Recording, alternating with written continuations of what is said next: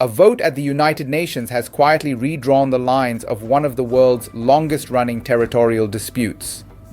After decades of stalemate, the UN Security Council has approved a US-backed resolution endorsing Morocco's sovereignty claim over the disputed Western Sahara, a vast stretch of desert once seen as the last unresolved colonial question in Africa. The decision marks a turning point, not just for the Sahrawi people, who have fought for independence for nearly half a century, but also for regional powers like Algeria and Morocco, whose rivalry defines North African politics. So, what exactly does this resolution mean? Why now? And could this signal the end or the escalation of a decades-old conflict? The Security Council vote, held on a tense Friday evening in New York, saw 11 countries voting in favor, while Russia, China, and Pakistan abstained. Algeria, which backs the pro-independence Polisario Front, chose not to participate in the vote at all.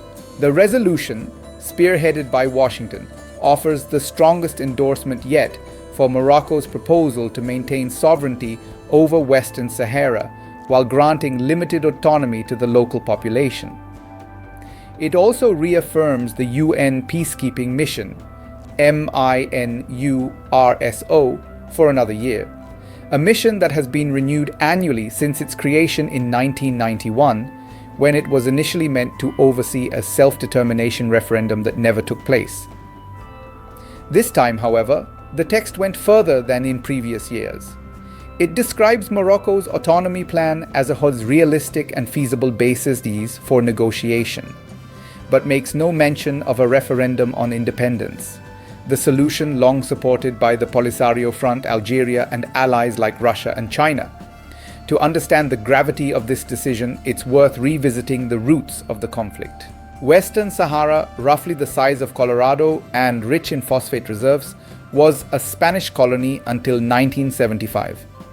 When Spain withdrew, Morocco moved to annex the region, while the Polisario Front, a liberation movement backed by Algeria, declared the Sahrawi Arab Democratic Republic.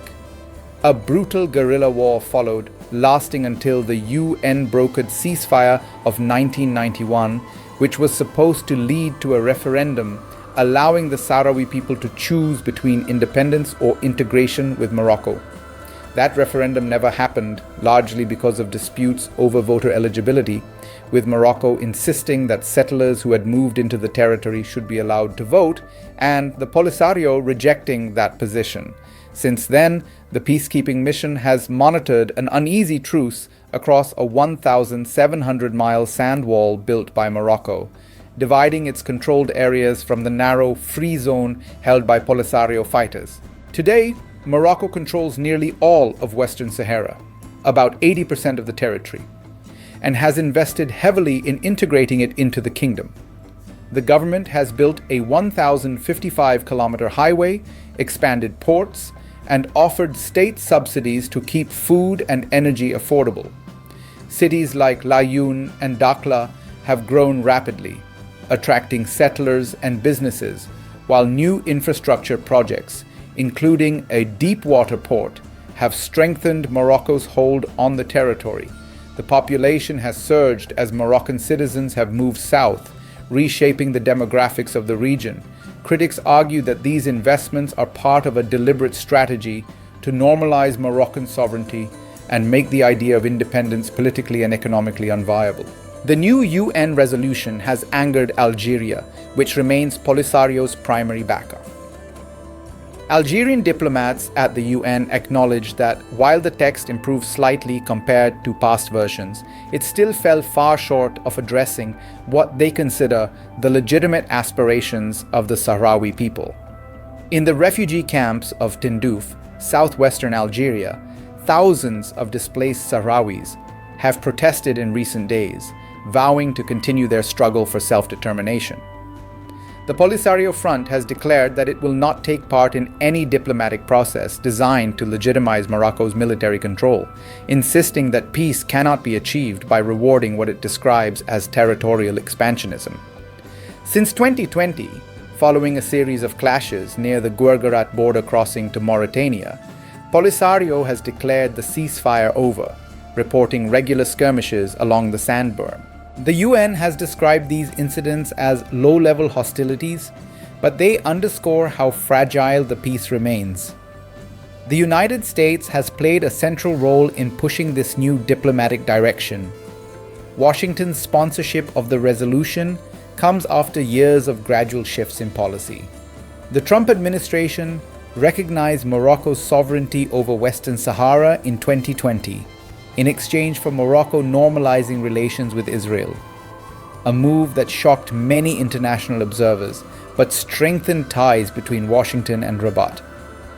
Since then, most European Union members, along with several African nations, have aligned themselves with Morocco's autonomy plan, calling it a pragmatic way to end decades of stalemate. However, not all agree.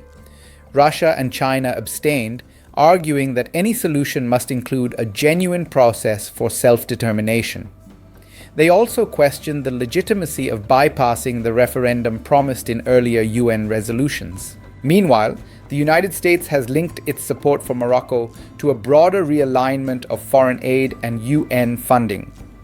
Washington has been cutting contributions to certain UN agencies, reviewing peacekeeping missions, and adopting what officials describe as an en la carte funding model, backing only initiatives that fit within its national interests.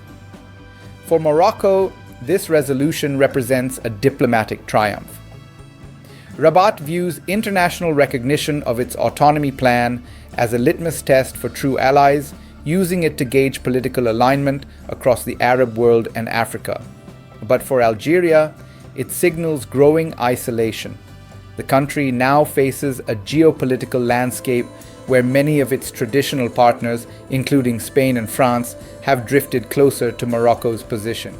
The renewed UN mandate for the peacekeeping mission also raises questions about its relevance. After more than 30 years, the mission's original goal, organizing a referendum, seems further away than ever. UN envoy Staffan de Mistura recently warned that if meaningful negotiations do not resume soon, the entire process could lose credibility.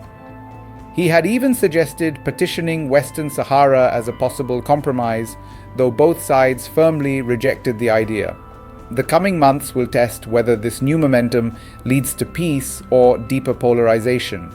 The UN has asked Secretary General Antonio Guterres to review the mission's progress within 6 months, urging all parties to seize what it calls an unprecedented opportunity. But optimism remains scarce. In the refugee camps, generations of Sahrawis have grown up waiting for a referendum that may never come. Meanwhile, Morocco continues to consolidate its presence, presenting autonomy as the only viable path forward. Analysts believe the new resolution could permanently alter the terms of negotiation, effectively ending the independence question in all but name. Still, the Polisario Front and its supporters insist they will continue their resistance, whether diplomatically or militarily. In the end, the UN's decision may have brought clarity to the international community. But for those living between the sand walls of Western Sahara, the future remains uncertain, suspended between recognition and resistance, sovereignty and self-determination. For now, the UN's vote has given Morocco its strongest global mandate yet. But in Western Sahara's endless dunes, where a ceasefire lies in tatters and a people's dream of independence refuses to fade, the question remains: has peace truly moved closer, or has the world simply chosen to look the other way?